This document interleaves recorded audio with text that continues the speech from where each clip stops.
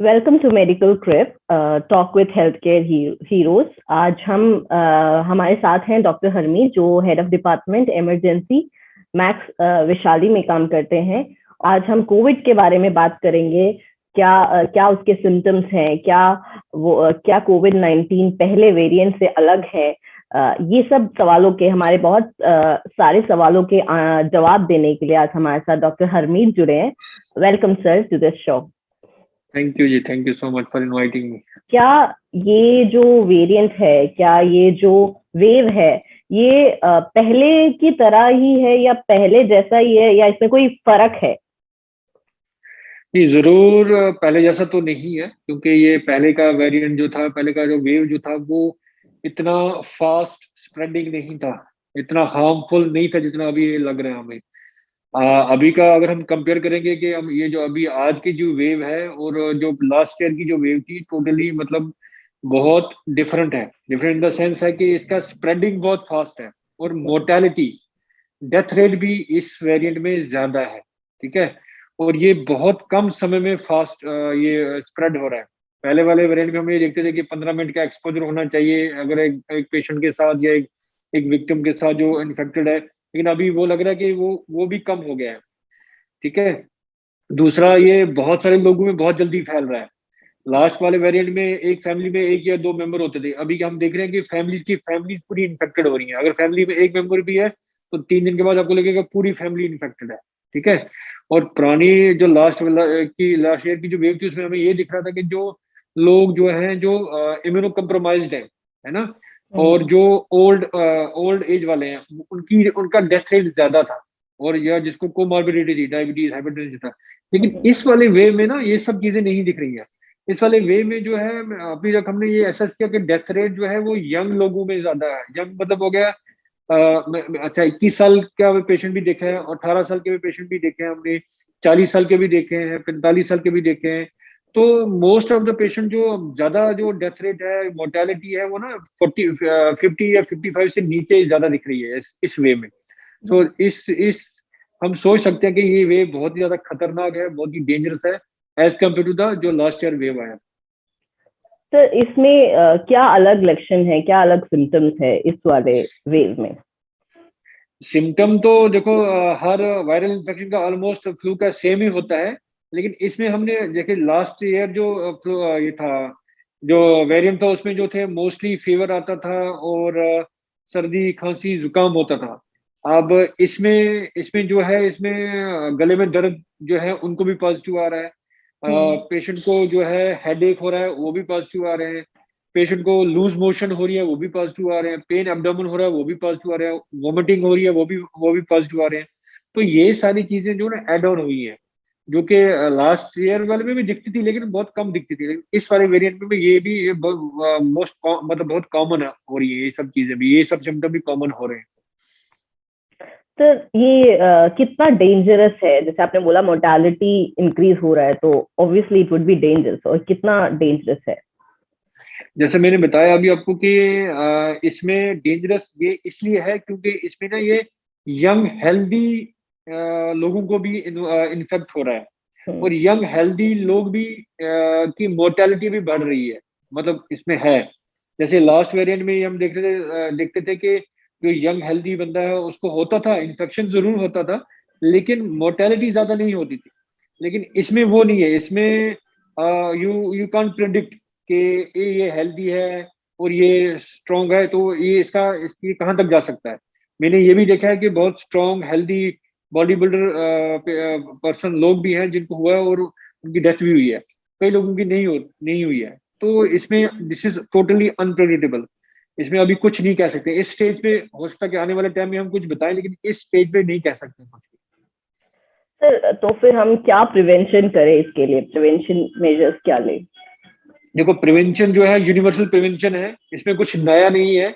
वही जो 3-4 चीजें हैं वो आपको याद रखनी है, हम सबको याद रखनी है। नंबर 1 के मास्क पहने, और मैं तो ये रिकमेंड करूंगा कि जब भी आप बाहर जाएं, अगर आपका होम मेड ये मास्क है, वो डबल मास्क पहन के रखें। ठीक है, डबल मास्क आई रिकमेंड है, पहन के जाइए। दूसरा जो है कि आप सोशल डिस्टेंसिंग बिल्कुल उसको इम्प्लीमेंट करना अपनी लाइफ में, ठीक है। कोई गेट टुगेदर्स में नहीं जाना है, पार्टीज में नहीं जाना है, मैरिज में नहीं जाओ अभी। अभी बड़े रिलीजियस समागम उनमें मत जाइए, ठीक है। तो इन सब क्राउड एरिया जो है, क्राउडेड, उनको अवॉइड कीजिए, ठीक है। वो है। और तीसरी जो चीज है वो यही है कि आप अपना हैंड हाइजीन और फेस हाइजीन रेगुलर रखिए। और फोर्थ जो लास्ट इसमें ऐड ऑन करूंगा मैं अभी, क्योंकि हमारे यहाँ वैक्सीनेशन बहुत हाई लेवल पे, बड़े लेवल पे हो रही है, तो इससे वंचित नहीं रहना। प्लीज जाके अपना रजिस्ट्रेशन कराइए और वैक्सीनेशन करवाइए जरूर। खुद भी कीजिए, फैमिली मेंबर्स को भी कीजिए, दोस्तों को भी करवाइए। सर जैसे हम देखते हैं कि अभी सबको पता है कि क्या मेडिकेशन है ना। मतलब सब जगह, हर जगह ही है कि ये खाना है, ये मतलब सब खुद मेडिकेशन करे, सेल्फ मेडिकेशन। क्या ये सेफ है? बिल्कुल। बहुत इंपॉर्टेंट क्वेश्चन आपने पूछा है। सेल्फ मेडिकेशन नहीं करनी है। मैं तो ये करूंगा, अभी बहुत सारी चीजें ये आ रही है, सेल्फ मेडिकेशन हो रहे हैं, सेल्फ इन्वेस्टिगेशन हो रहे हैं, सेल्फ इमेजिंग हो रही है। ये तीनों चीजें नहीं करनी है, ठीक है। अगर आपको कोई सिम्टम आ रहा है, ठीक है, आप डॉक्टर को दिखाइए। डॉक्टर को नहीं जा सकते तो टेली कंसल्टेशन बहुत ही आजकल आम, बहुत ही कॉमन हो गया है, टेली कंसल्टेशन करवाइए, ठीक है। सेल्फ मेडिकेशन नहीं करना, क्योंकि हर मेडिसिन का साइड इफेक्ट होता है, ठीक है। तो कौन सी मेडिसिन कब देनी है और किस दिन देनी है वो डॉक्टर को पता होता, आपको नहीं पता होता। आप ये, उस मेरे दोस्त ने ये दवाई खाई, मेरे को भी सिम्टम आ रहा है, मैं खाऊं नहीं। आपका दोस्त में, आपके डॉक्टर ने, उसके डॉक्टर ने क्या देखा और क्या मेडिसिन स्टार्ट किया वो उसको पता है। इसलिए सेल्फ मेडिकेशन बिल्कुल नहीं करना है। सेल्फ इन्वेस्टिगेशन भी नहीं करना है। डॉक्टर अगर रिकमेंड करेगा तो तभी करना है, क्योंकि जो इन्फ्लेमेटरी मार्कर्स होते हैं या बाकी होते हैं, उनका एक टाइम टाइम होता है, वो कब इंक्रीज होते हैं। स्टार्टिंग में करोगे तो आपको नॉर्मल लगेगा। HRCT CT भी कराओगे, या फर्स्ट डे सेकंड डे कराओगे, आपको नॉर्मल आएगी, आप खुश हो जाओगे कि हाँ मुझे तो कुछ नहीं है। तो आप बहुत इजी लगेगा आपको अपनी लाइफ में कि हाँ जी ये कम हो रहा है तो मैं ठीक हूँ। तो आप चीजों को इजी लेने लगोगे और आपको ज्यादा कॉम्प्लिकेशन लेके चांस हो जाएंगे। तो सेल्फ मेडिकेशन नहीं करना है, सेल्फ इमेजिंग नहीं करना है, और सेल्फ इन्वेस्टिगेशन नहीं करना है। लाइक आपने बोला जैसे कि सीटी भी नहीं करना, क्योंकि आजकल तो हर कोई HRCT करने चले जाते हैं कि हॉस्पिटल में बिना प्रिस्क्रिप्शन के, हाँ मेरे को कोविड हो गया है या मुझे सिम्टम्स हो रहे हैं तो मैं जाके सीटी करा लेता हूँ। तो ये हमें ध्यान रखना है। सर अगर जैसे अभी कोविड पॉजिटिव आया तो सबको लगता है नहीं मुझे तो ऑक्सीजन जरूरत होगी। वो जैसे ही पॉजिटिव आया उनके दिमाग में ये आता है मुझे ऑक्सीजन सिलेंडर कहीं से अरेंज करना है। तो क्या इसकी जरूरत है? सबको ऑक्सीजन की नहीं, जरूरत है? ये भी एक मिसकंसेप्शन है। हर कोविड पॉजिटिव पेशेंट को ऑक्सीजन की रिक्वायरमेंट नहीं होती है। उसका एक फिक्स क्राइटेरिया होता है कि हमें ऑक्सीजन कब देना है एक पेशेंट को, ठीक है। इसीलिए ये नहीं कि आपको कोविड हो गया तो आपने कहीं से स्टॉक कर लिया, एक कंसंट्रेटर रख लिया घर पे, या एक सिलेंडर रख लिया। वो मत कीजिए, क्योंकि अगर वो करेंगे तो उसका वो सिलेंडर की या उस कंसंट्रेटर की जरूरत किसी और दूसरे बंदे को जिसको एक्चुअल में ऑक्सीजन की रिक्वायरमेंट है। तो वैसा नहीं करना है। तो उसका एक क्राइटेरिया होता है। डॉक्टर जो, जिस डॉक्टर के सुपरविजन में आप हैं, वो डॉक्टर आपको बताएगा कि आपको कब ऑक्सीजन और कितना ऑक्सीजन देना है, ठीक है। यूजुअली आपको जब भी कोविड पेशेंट होते हैं तो हम उनको दो चीजों का हमेशा, दो या तीन चीजों का हमेशा बोलते हैं मॉनिटर करने के लिए। One is temperature, second is oxygen saturation. Pulse oximeter सबके घर में होता है आजकल, उसमें ऑक्सीजन देखना है। और उसमें मैंने यही देखा है कि बहुत सारे पेशेंट मेरे ऐसे हैं जो घबरा जाते हैं। वो जब उसको यूज करते हैं ना, उनको यूज करना नहीं आता। वो सबसे बड़ी प्रॉब्लम ये रहती है। तो हाउ टू यूज पल्स ऑक्सीमीट्री, वो भी एक इम्पोर्टेंट चीज है। पल्स ऑक्सीमीट्री आप लगाते ही देखोगे ना, एक दो सेकंड में आपको दिखाएगा वो कब दिखाएगा, या हार्ट रेट कम दिखाएगा, तो लोग घबरा जाते हैं। तो मेरी ये एडवाइस है कि जब ये पल्स ऑक्सीमीट्री आप लगाएं, या तो एक हाथ अपना अपने बॉडी के लेवल तक रखिए, नीचे रखिए, ऊपर नहीं रखना है। प्लस उसको 30 सेकंड to 1 मिनट तक लगा के रखिए। उसके बाद जो रीडिंग आएगी वो एक्चुअल रीडिंग होती है, ना कि लगाते ही जो रीडिंग दिखा रहा है वो एक्चुअल होती है, ठीक है। ये आपको करना है। और ऑक्सीजन जब 94 93 से नीचे आना स्टार्ट हो जाए, ये तब आप ऑक्सीजन के बारे में सोच सकते हैं, ठीक है।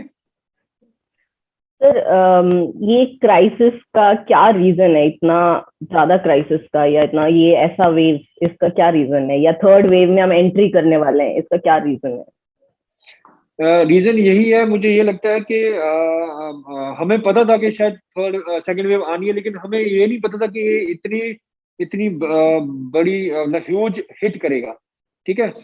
तो और ये बहुत, क्योंकि मैंने आपको बताया कि ये बहुत फास्टली स्प्रेडिंग वायरस है, बहुत बहुत तेजी से फैलता है। तो वो एक हफ्ते में इतना फैल गया ना, तो लोगों को मतलब समझने का मौका नहीं मिला। और उसमें क्या होता है कि ये सब डिपेंड करता है डिमांड एंड सप्लाई पे। तो हमारे पास इतनी सप्लाई नहीं थी कि जितनी डिमांड बढ़ गई। तो वो जो मिसमैच हुआ ना, इम्बैलेंस हुआ सप्लाई एंड डिमांड में, तो वो that was the reason for the crisis.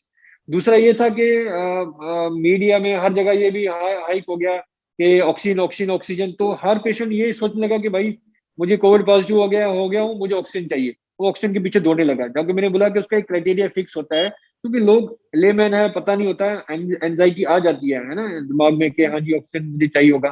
तो कई लोगों ने स्टॉक करना भी स्टार्ट कर दिया। एक घर ने फैमिली दो तीन रख लिए, सिलेंडर रख लिए। तो वो 3 सिलेंडर जो थे वो किसी दो बाकी लोगों के काम भी आ सकते थे, जबकि उनको रिक्वायरमेंट नहीं थी। तो दैट्स ओके, क्योंकि हर बंदा अपनी फैमिली के बारे में, अपने बारे में सोचता है, that is not a problem. लेकिन वो एक क्राइसिस का बहुत बड़ा ये था, मतलब कॉज था कि imbalance between the demand and the supply.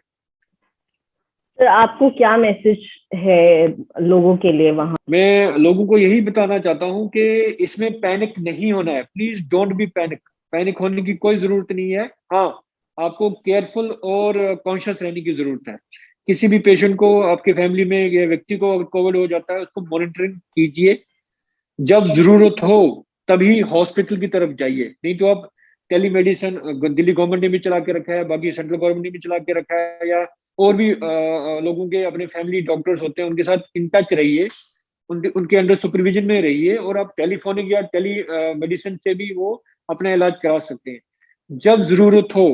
जब आपको डॉक्टर बोलता है हमें ऑक्सीजन लेवल कम हो गया, या सांस में ज्यादा दिक्कत हो रही है, या फिर आपका रेस्पिरेटरी रेट ज्यादा हो रहा है, ठीक है, तब आप हॉस्पिटल की तरफ दौड़िए और जाइए। और क्योंकि हॉस्पिटल में अगर अननेसेसरी लोग जिनको जरूरत नहीं है वो आ जाएंगे, तो जो एक्चुअल पेशेंट है, जिनको चाहिए वहाँ केयर चाहिए, इंटेंशन चाहिए, है ना, वो कम हो जाता है डॉक्टर का भी। तो तभी ये बताइए। तीसरा, सेल्फ मेडिकेशन प्लीज मत कीजिए, सेल्फ इन्वेस्टिगेशन नहीं कीजिए, और सेल्फ इमेजिंग नहीं कीजिए। डॉक्टर के कहने पे ही कीजिए। अगर आपको करवाना भी है, किसी डॉक्टर को, आसपास जो भी डॉक्टर हो उसके साथ जाइए, उसके बाद कंसल्ट कीजिए। टेली कंसल्ट करना है, टेलीफोनिक करना है, या फिजिकल करना है, जो भी आपको सूटेबल हो कीजिए। और डॉक्टर के कहने के बाद ही प्लीज ये सब चीजें करवाइए। ठीक है, ये मेरी मैसेज सब तक जानी चाहिए। थैंक यू डॉक्टर हरमीत, हमारे साथ जुड़ने के लिए। Thank you.